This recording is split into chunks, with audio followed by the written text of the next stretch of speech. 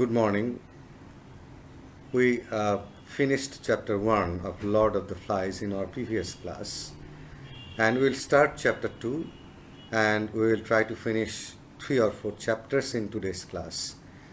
Now, what we learned from our previous class, that Ralph and his friends, or some of the British boys, they were marooned in an island, and there was no supervision from adult person, and there was a plane crash, and as a result these boys were marooned in that island, and as they were without any guardian in that island, how they were spending their days over there. So that's how the novel started. And as I said in my previous class, that it's a modern novel and the perspective is fully modern. The children who are the characters of this novel, they will behave in such a way as if they are adult human beings. We will see that William Golding has used a kind of technique in this particular novel in order to show the hypocrisy, the arrogance, the uncivilized attitude of people, and of course the moral evil of human beings. But they have been presented in an allegorical manner. That means the children world is basically not the children's world. It's basically the adult world, and the children simply represent the adult world. And as we go to the second chapter, we see that Ralph and other boys, other children, they were on that expedition. They wanted to discover the island, that what the island offered them, what kind of things or what kind of nature they would find on other parts of the island. So they went to discover that island, and they have returned. And that's how the second chapter starts. And what we see over here, Ralph and Simon return in the late afternoon. Ralph blows the conch to call the other boys back to assembly and describes the results of the exploration. Now, in the first chapter, we came to know that they are using a conch shell as a kind of democratic symbol, or symbol of democracy. And they have made a rule that whoever holds the conch, he has to be allowed to speak.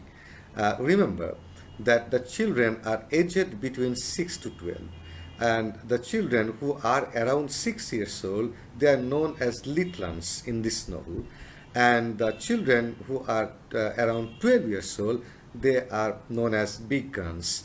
And whenever the conch will be blown, the rule has been made by Ralph and other big guns that every child, or all the boys, they should come and gather together.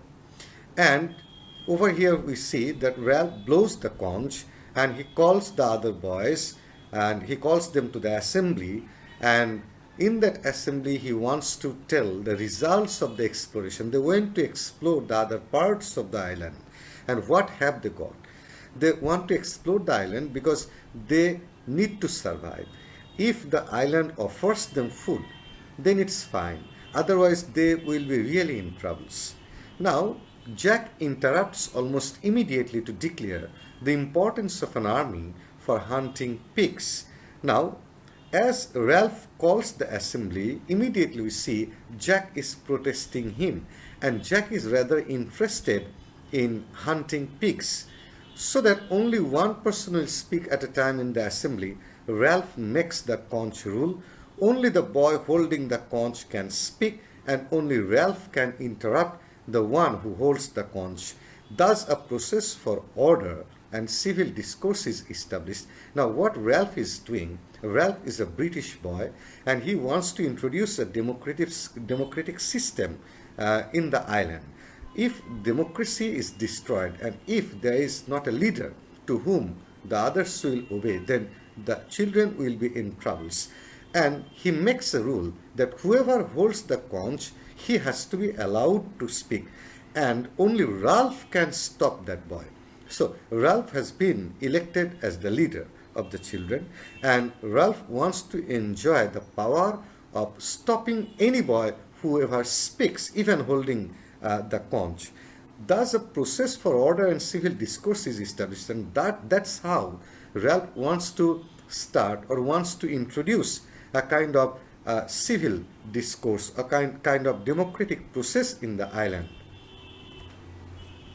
Now, Piggy takes the conch so that he can make the point that no one knows the boy's location, meaning that they may be on the island a long time.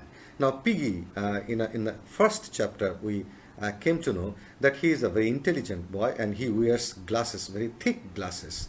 And he holds the conch and he expresses his opinion that he fears that they may stay for a long time in this island. Ralph points out the bright side, the adventure inherent in the situation. Ralph is the leader of the boy. He has been elected the leader of the children, of this group of children, and he is a bit more optimistic than Piggy, and he is to some extent adventurous as well. At this point, the group of littlest boys push a representative forward to describe the beastie he saw in the woods the night before. And now we see an interesting, a significant transformation, that the little ones, or the little children, I mean, who are around 6 years old, they introduce a boy and allow that boy to speak. And the boy says that he has seen a beast in the land. The older boys are quick to assure the little ones that there is no beastie. Ralph offers reassurance that they will definitely be rescued, mentioning that they will need a signal fire to attract passing ships and planes. So when the little boy, he expressed his fear about a beast he claimed that he had seen, the older boys, they simply they said that there was nothing called beast in that island, and Ralph also said that rather they should think about signaling, creating a signal fire, so that if any ship passed by the island, they could give a signal to the ship, and thus they could be rescued. So fire was very important for them. At the word fire, Jack immediately takes over the group, leading a charge up the mountain to start a fire. Ralph attempts to maintain order. Now, whenever Ralph said the word, or asked or pronounced the word fire, Jack immediately he went to the mountain, and some children also followed Jack. Not some children, all of them followed Jack, and Ralph was there alone with Piggy. And what happens, that we see that Ralph is losing his power, his control over the children. And we also see that Jack is starting, or he has started challenging the authority of Ralph. And we will see gradually that Jack will show challenges, or he will challenge Ralph's authority gradually. And we will also see that Piggy is a very rational boy, and he will always give support to Ralph, and he will help Ralph to maintain order in that island. Now, when they go to the top of the mountain, what they see, the boys find a huge patch of dead wood and start a fire. So after climbing the mountain, as it was intended by the children that they should ignite fire so that they could attract any passing ship, so they ignited fire using Piggy's eyeglasses. Piggy's eyeglass was very thick, as I said. So using Piggy's eyeglasses, they created fire. A massive bonfire that quickly burns itself out results. Jack volunteers his hunters to maintain a signal fire. Piggy sees that they have started a forest fire. Now, they ignited fire, but the danger was that they started forest fire, and fire started engulfing the whole area. Now, Piggy scolds the other boys for the lack of foresight in not first building shelters for the approaching night before racing up the mountain in defiance of Ralph. Piggy further reprimands them for causing not only the waste of so much firewood, but also the probable death of some of the littlest boys. So Piggy was afraid that the fire might have engulfed a vast area, and at the same time, the little children might have been endangered by the fire, and the fire might have burned some of the little children. But Ralph was more optimistic than Piggy, and Ralph opined that probably the children were not burned by the fire. And what we see in this chapter, that the children are showing more adventures. They are more interested in adventures instead of being practical. They are reluctant to face reality. Ralph is very practical, he is very realistic, Piggy is very intelligent, but most of the children who are basically guided by Jack, they are showing more adventurous spirit instead of showing rational spirit towards life. Now, let's see how we can analyze this chapter, I mean chapter 2. Ralph's new experience with control over his electorate in the face of political and social dynamics. Now, what we see in second chapter, that Ralph's authority as a leader has been challenged by Jack. And we also see these sort of things in our political and social life. So political and social life of Britain has been reflected through the denial of Jack, who denies to obey the authority of Ralph. Initially, the boys are quite impressed with Ralph, as he has a natural capacity for public speaking. But gradually we see that when Jack takes the control, they also follow Jack.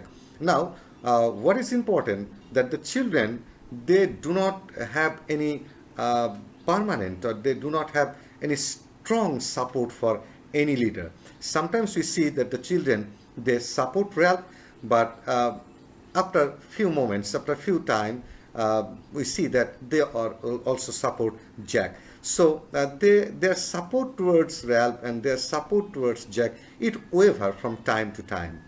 And we also see that Piggy is very intelligent, and he is always very confident about Ralph's authority and Ralph's leadership. So from the very beginning we see that Piggy is giving support to Ralph, but the children, they are very confused. Sometimes they are charmed by the leadership quality of Ralph, and sometimes they are confused by the characteristic of Jack, who wants to challenge the authority of Ralph.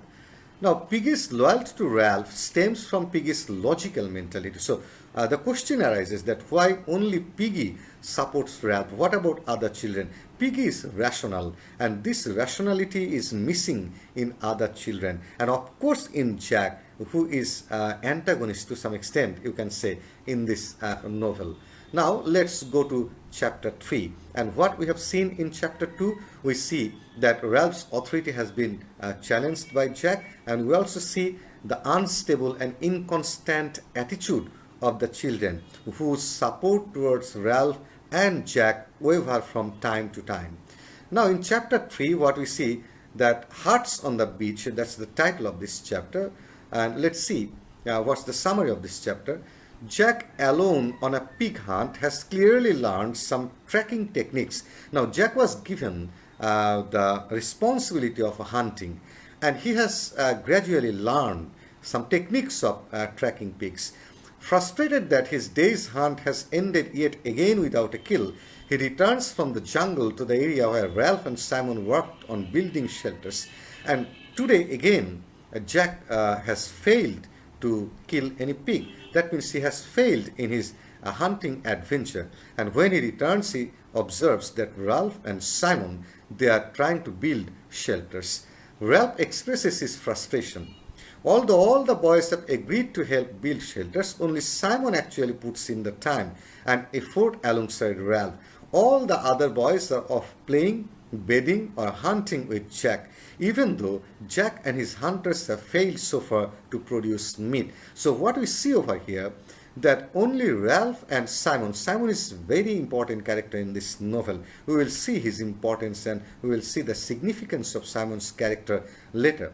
And we see that only Ralph and Simon, they are involved in making shelters for the children, but other children, they are busy in playing, bathing, and hunting. Though they have failed in hunting, in their hunting expedition. Ralph emphasizes the need for sturdy shelters, while Jack insists that he and the other boys need meat and tries to explain his compulsion to hunt. Now, Ralph again and again emphasizes the necessity of shelter. On the other hand, Jack emphasizes the necessity of hunting, and these two boys, they stand against each other. This difference makes both boys uncomfortable given the relationship that had sprung up between them on the first day's exploring adventure. And this antagonistic attitude between these two boys, we see starts from the very beginning. So one is very busy about ensuring shelter for the children, the other is very busy about hunting. Now we can also say that Ralph is very rational. Ralph is also very rational. Ralph is very practical, and Ralph acts according to his practical knowledge and democratic attitude. On the other hand, Jack is very impulsive. He rather listens to his impulses instead of listening to his rationality and logic.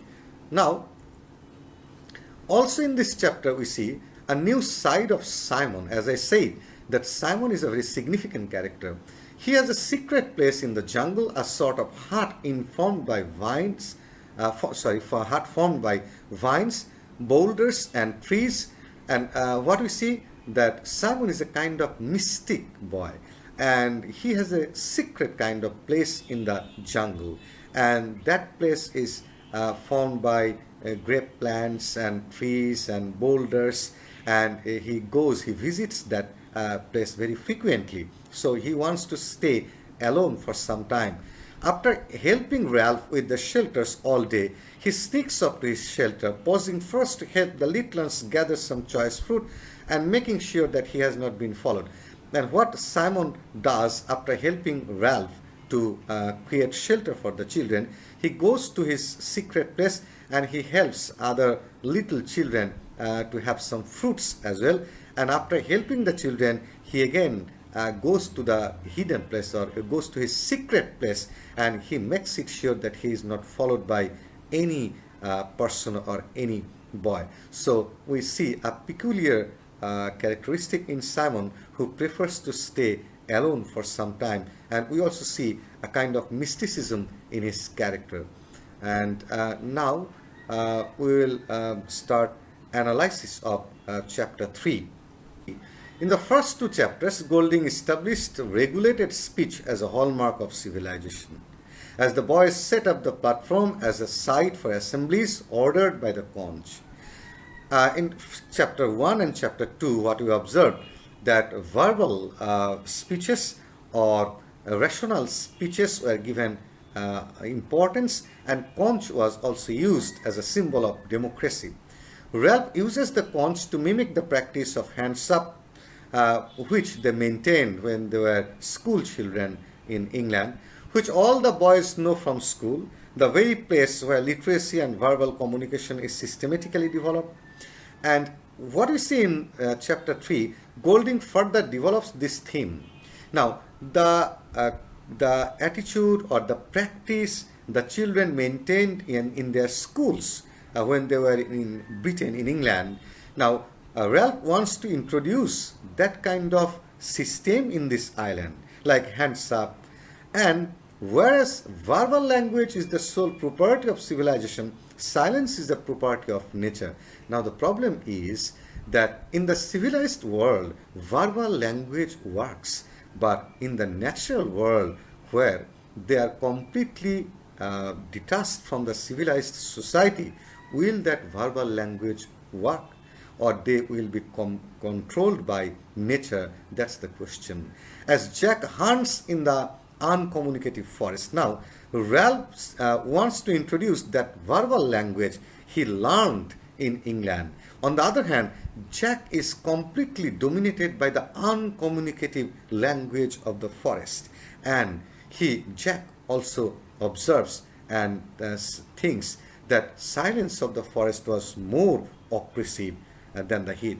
That means we again see a kind of contrast between Ralph and Jack. Jack is controlled by the uncommunicative forest. And on the other hand, Ralph is still maintaining the kind of civilized behavior he learned in England.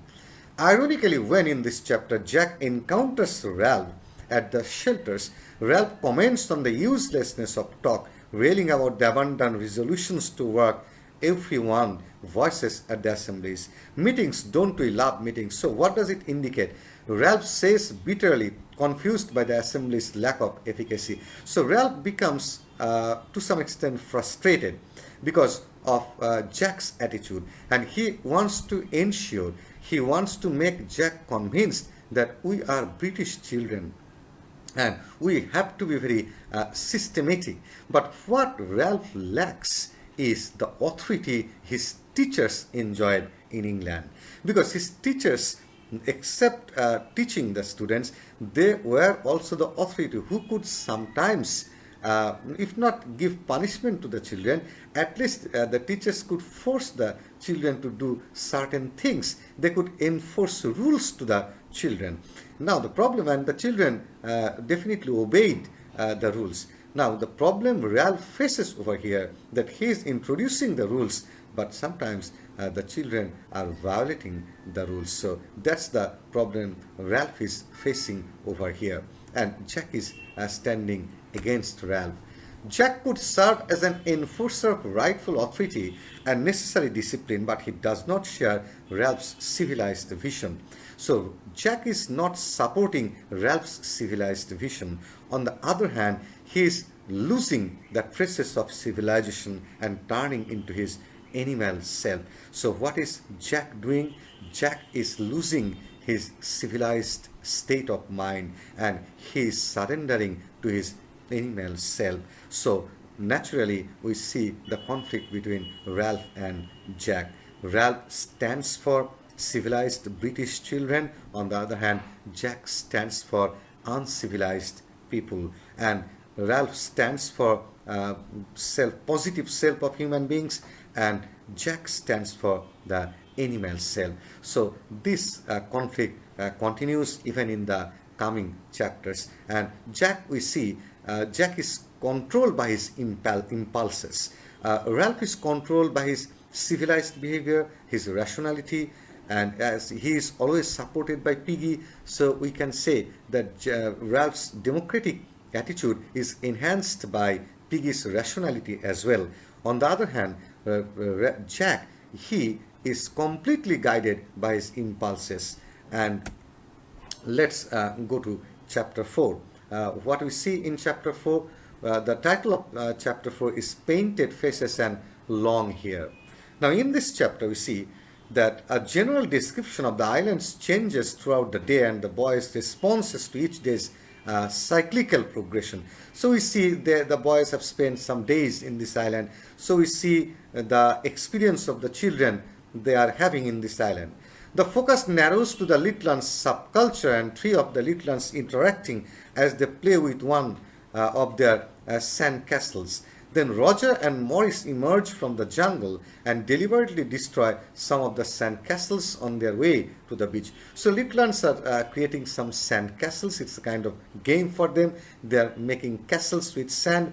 Now Roger and Morris, the two children, they when returned from the jungle, they are destroying the sand castles. It's again symbolic, because there is a kind of destructive nature which has developed among the children. Jack gathers the hunters to reveal his new hunting strategy, using colored clay and charcoal to camouflage their faces. This is very significant. Jack calls his followers, and he shares with the followers his new style of hunting, his new style of new technique of hunting. He says he shares with his friend or with his followers that they have to color their faces with clay and charcoal, and that's how they have to camouflage. They will deceive the animals. So this indicates that they are becoming uncivilized, and they are painting their faces. Also, it's an indication of their becoming or they're being victim to uncivilized world. Jack commands all his hunters, including Sam and Eric, who are on fire maintenance duty at the time, to join in a hunt. Now, Jack calls everyone, even the children, Eric and Sam, who were given the responsibility of ensuring fire, the fire that was ignited to attract the ships that could somehow pass the area. That Those two children, they were also withdrawn from their responsibility by Jack, and all they go for hunting. Now, Ralph spots a ship in the distance and is confident that the ship's crew will spot the boy's smoke signal. This is very important because Ralph now spots, he visualizes that a ship is passing the island, and he becomes very enthusiastic and optimistic that the fire they have ignited must have drawn the attention of the ship. But unknown to Ralph, the fire has gone out.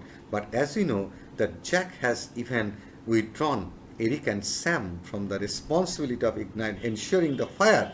Now the fire has burnt out, being left unattended as it was unattended.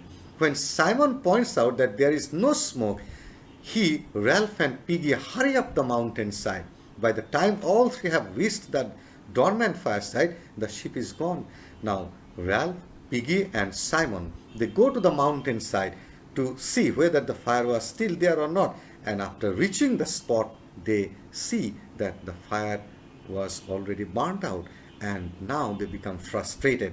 Meanwhile, Jack and his hunters are triumphant. By this time, Jack and his hunters, they have become successful this time. Marching up to the fireside with the carcass of a pig, they have hunted a pig. Jack and Ralph face off about the desertion of the fire for the sake of hunt. Now, Jack and Ralph, they are again in an altercation, and Jack apologizes, but Ralph remains angry. And Jack says that I am extremely sorry that I called Eric and Sam, and we could not draw the attention of the ship. But Ralph is still very angry, and we again see that Jack is more interested in hunting instead of ensuring safety, or instead of accepting and taking the initiative to draw the attention of ships or any kind of rescue effort. Instead, he prefers to hunt pigs and other animals.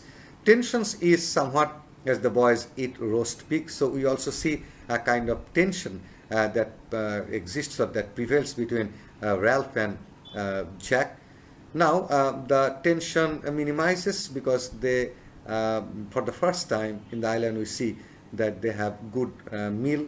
The hunters, they kill as a sort of celebratory dance. They also dance in response to Ralph announces an assembly on the platform immediately, and after their feast, Ralph again announces an assembly. And now we see that the children miss a chance of drawing the attention of a passing ship because of Jack's impulsive behavior and decision by withdrawing Eric and Sam, who were given the responsibility of ensuring fire so that they could draw the attention of any passing ship. Now, even among this small group of boys, subcultures have sprung up.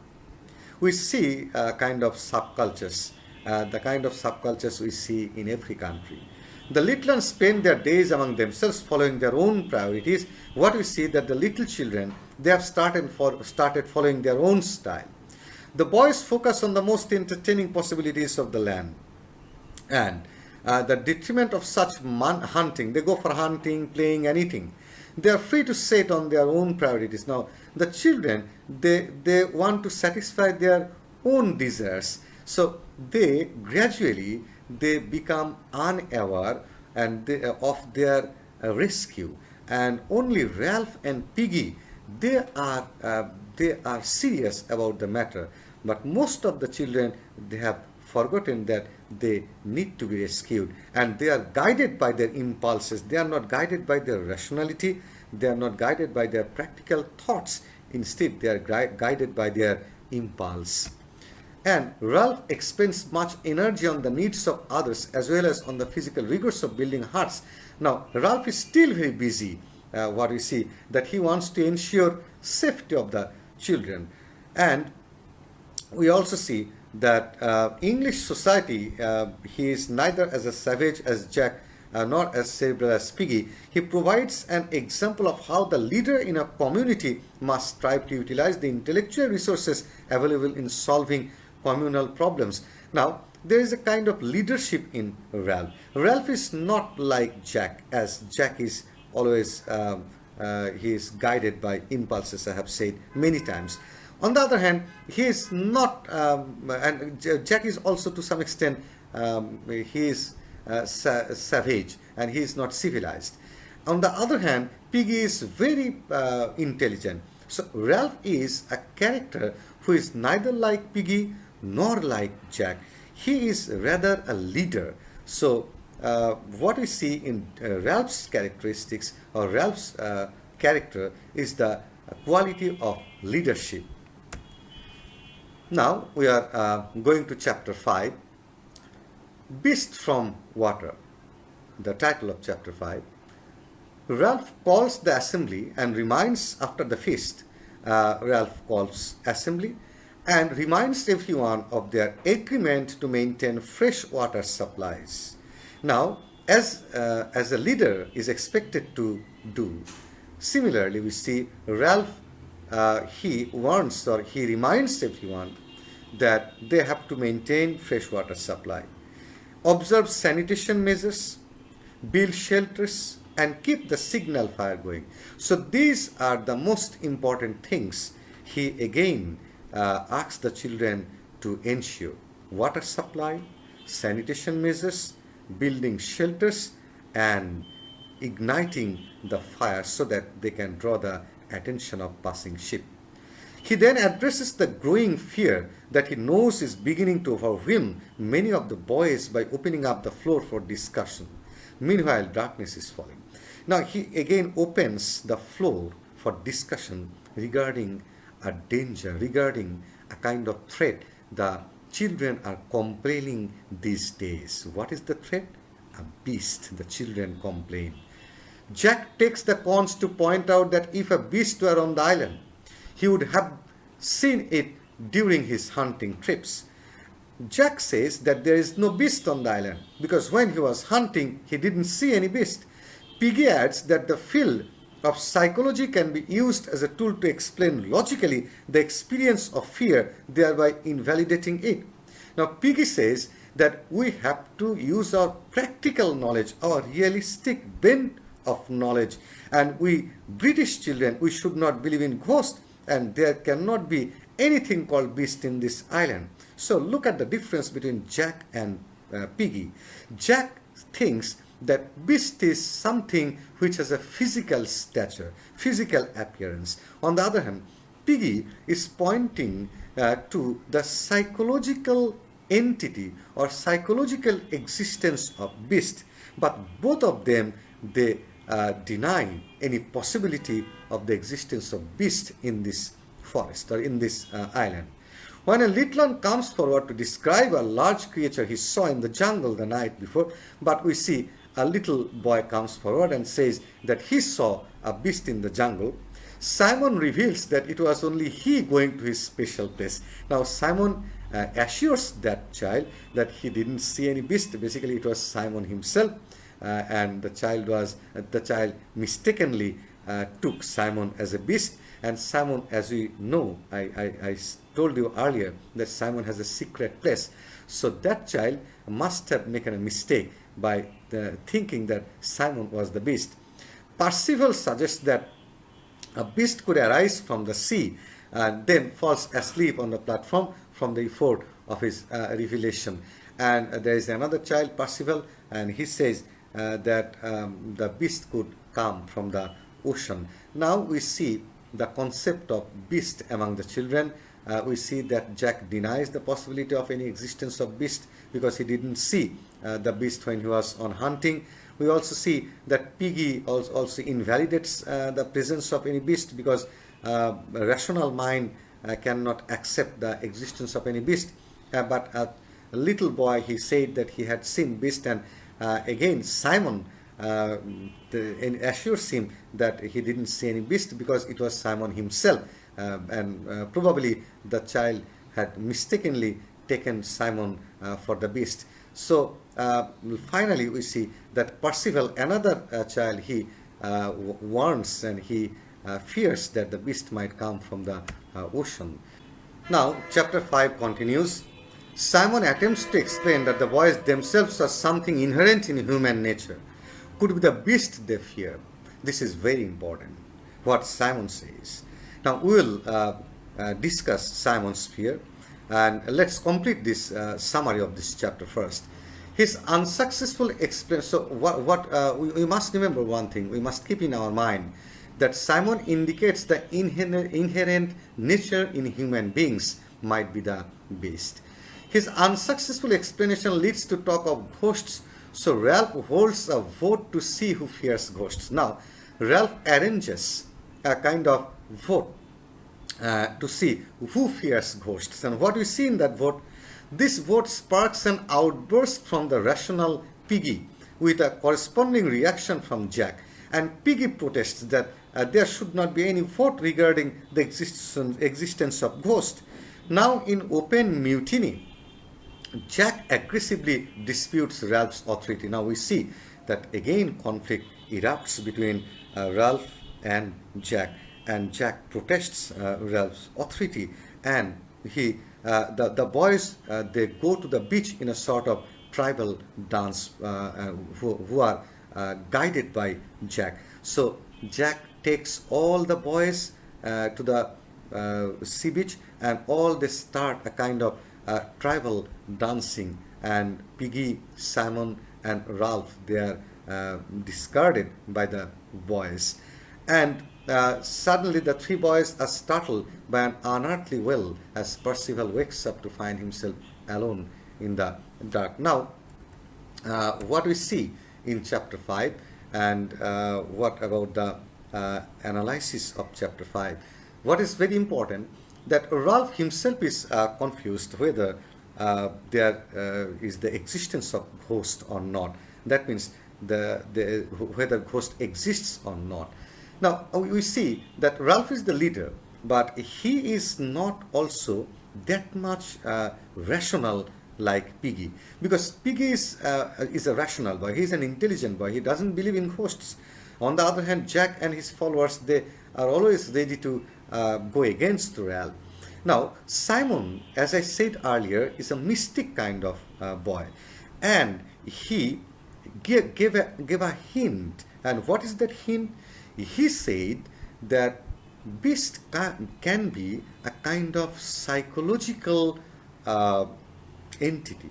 That means the kind of beast or the physical existence of beast the children were talking about so far, that was a wrong idea, which is said by Simon. Simon thinks that evil or devil or beast is not something that exists externally. Beast is something that exists internally within human beings. So beast is something which is within us, within me and within you, according to Simon. So Simon indicates the beastly characteristics of human beings, that human beings themselves, they possess beastly characteristics. So they were chasing after imaginary beasts that basically didn't exist, according to Simon. Since he is a mystic, he could probably gaze that the children were chasing after an imaginary beast, and that beast didn't exist.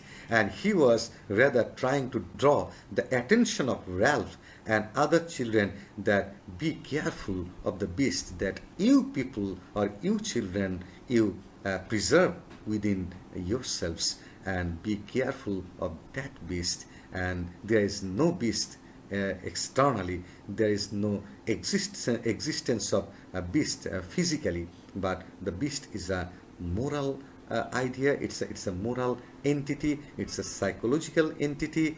It's living within us. It's lurking within every human being. So that's probably the philosophy of Simon. And with that philosophy, keeping in mind the philosophy of Simon, we are concluding today's class. And in our next class, we will complete the rest 7 chapters, and we will also complete a discussion on Golding's Lord of the Flies. Thank you very much for today's class.